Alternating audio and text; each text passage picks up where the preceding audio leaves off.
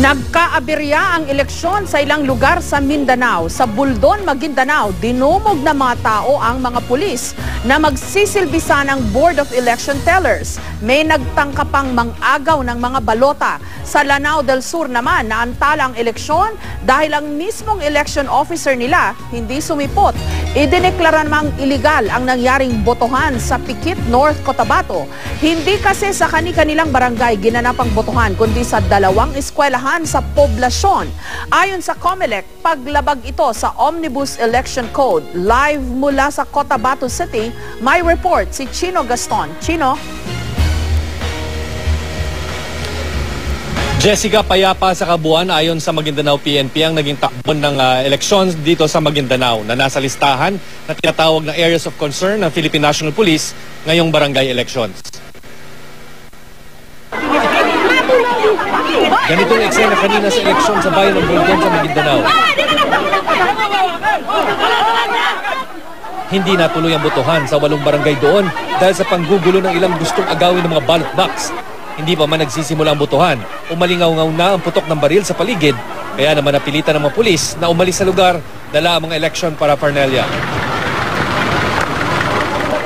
Pagdating sa kabarangay Kabayuan, ganito rin ang dinatnan ng mga pulis. Matindi ang tensyon, sigawan dito, sigawan doon. Napagdiskitahan ang mga pulis Maynila na nagsisilbing Board of Election Tellers o BET. Hinala ng ilan, pakanauman ito ng mga kandidatong tagilid sa lugar nang sa gayon ay magkaroon ng failure of elections at magkakaroon ng pangalawang pagkakataon. At dahil may nagtangkang umagaw ng mga ballot box, kapit ko ang mga poll watcher na ito sa mga pulis na bit-bit ang mga election paraphernalia. Hindi naman sila pinayagang sumakay sa truck ng mga pulis. Ayon sa pulisya, baka bukas o di kaya sa makalawa na lang itutuloy ang eleksyon. Magpapadala pa raw muna ng karagdagang puwersa doon para matiyak ang seguridad. Malayo naman ang naging sitwasyon sa Sharif Agwak. Di gaya sa Buldon, naging maayos ang eleksyon dito. 700 pulis mula Luzon ang ipinadala roon para magsilbing mga BET. Naroon din ang mga tauhan ng Armed Forces of the Philippines o AFP. Kumpleto sa mga tangke na umaalalay sa paghatid ng election materials at naging bantay sa loob ng polling precincts. Matatandaan kasing libo-libong guro mula sa Autonomous Region in Muslim Mindanao o ARMM ang umatras sa kanilang election duties dahil sa banta ng karahasan. PNP kasi may baril. Hindi basta-basta maano ng mga political leader o other group. Kasi may baril. Sa amin ay ang baril namin ay ballpin. Sabi ng iba, iganon mo. Eh huwag kayo magawa kay ballpin lang natin. Sa kabila ng bantang ito, hindi napigilan ng mga taga-barangay Timbangan sa Sharif Agwak na tuparin ang kanilang responsibilidad na bumoto. Kahit nga sobrang init, ay dagsa pa rin ang mga butante. Okay naman po sir, nakikisama naman po sila. Tsaka madali naman po silang pausapan na pumila po ng maayos. Mas okay naman daw po kung ganito lagi tayo, sir. Kaakibat ng puwersa ng gobyerno ang mga armadong tauhan ng Moro Islamic Liberation Front o MILF. Sa barangay Dapyawan sa Dato Saudi Ampatuan, nakapwesto ang grupo ng MILF na layon din ang tahimik na botohan.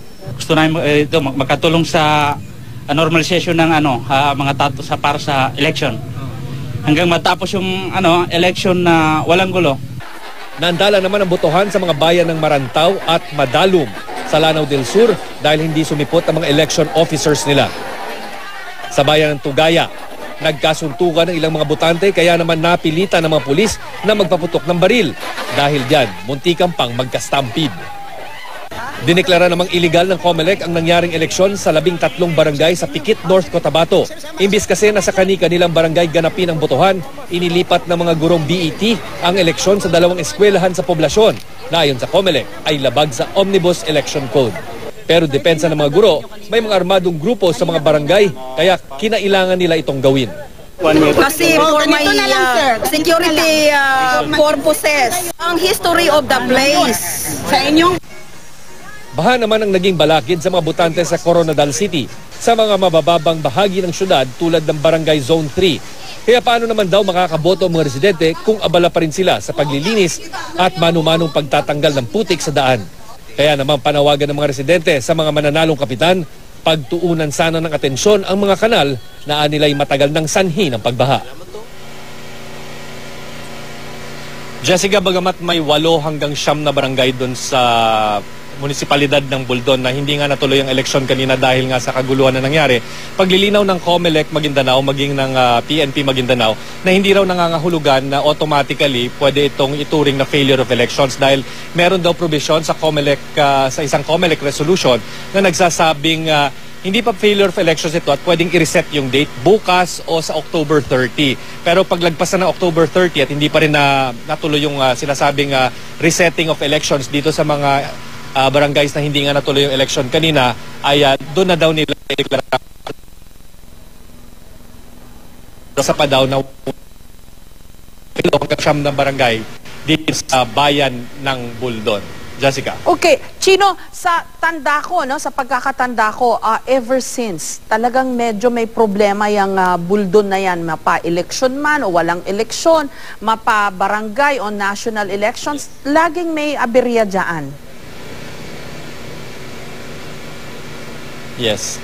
Tama ka dyan, Jessica, kasi ayon na rin dito sa mga COMELEC officials na nakakausap natin, maging yung mga tao na taga roon na mismo, ang problema daw sa Buldon ay madaming mga barangay doon at very clannish yung lugar at sila mismo ay naglalaban-laban dito sa mga local positions. Kung kaya't parang medyo medyo isolated din itong lugar na ito at ito medyo nasa northern part na ng Maguindanao, almost malapit na sa North Cotabato. Hindi naman natin sinasabi na walang mga pag-iingat dito, pero parang traditional na talaga na kapag may eleksyon, meron talagang gulo dito sa bayan ng Buldon, kung kaya't palaisipan din ito sa mga COMELEC bakit ito nangyayari. Pero magdadagdag na nga daw ng puwersa itong ating mga otoridad, maging military at ang pulis, para tiyakin na yung leeway, no, yung window na binibigay dito sa mga tauhan ng COMELEC bago magdeklara ng failure of elections either tomorrow or October 30 ay matuloy na yung eleksyon at hindi na kailangan magdeklara pa ng failure of elections doon sa 8 hanggang 9 na barangay sa Buldon. Kasi kahit walang eleksyon dyan, naalala ko nung araw, yan yung mahirap pasukin ng militar dahil hawak yan ng dati, mga rebelde pa sila, pero nakita natin sa video mo, tumutulong na yung MILF. So, now that the MILF is part of the, the peacekeeping force dyan. Bakit hindi pa rin nagkaroon ng maski pa paano kaayusan dyan sa mga medyo magulong barangay ng Buldon? Hindi naman lahat, sabi mo nga. Well, two things siguro, Jessica. Yung mga political ambitions naman or political agenda nitong ating mga kababayan dito sa Maguindanao ay hindi rin naman necessarily ayon doon. Kahit may peace talks na pinag-uusapan at medyo umuusad na nga talaga ito yung peace talks with MILF, ay may mga political agendas naman itong mga tao dito at maging yung pinatawag na power sharing na because of yung mga very clannish yung mga tao dito. So medyo may problema. Hindi na dito sa larangan naman ng peace and order, no, sa pagitan ng rebelde or sa ating mga sundalo. Pero yung tinatawag na peace between the political families na kahit maliliit, barangay level, ay nag-uumpog-umpugan pa. At dapat rin nating tandaan, Jessica, na bagamat merong pag-uusap sa MILF, meron pa rin yung tinatawag nating Bangsamoro Islamic Freedom Movement na may mga supporters din, may mga kamag-anak din na syempre tumatakbo din ngayong eleksyon. Ayun, yung pamilya Ampatuan ba, Chino, ramdam pa rin ba yung galamay nila at yung impluensya nila dito sa barangay elections na ito kahit nakakulong sila? Kasi napakarami nila, dominant sila dyan sa Maguindanao. Kumusta ba yung mga supporter nila?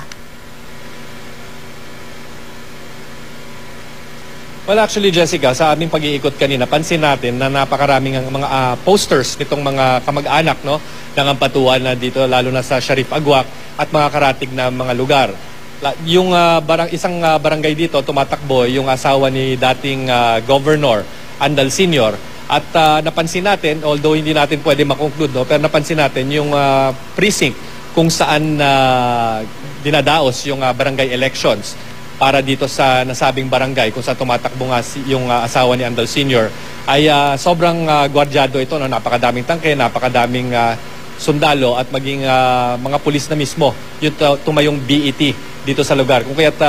Kung plain observation lamang ay nakikita natin na medyo matindi pa rin o may impluensya pa rin itong angka na ito at nag-iingat nga ang ating mga otoridad na hindi nga mauwi sa karahasan o bangayan sa karahasan o banggaan itong mga political families yung ginagawang barangay elections dito sa Maguindanao. Okay, maraming salamat at ingat kayo dyan sa Cotabato at sa Maguindanao, Chino Gaston.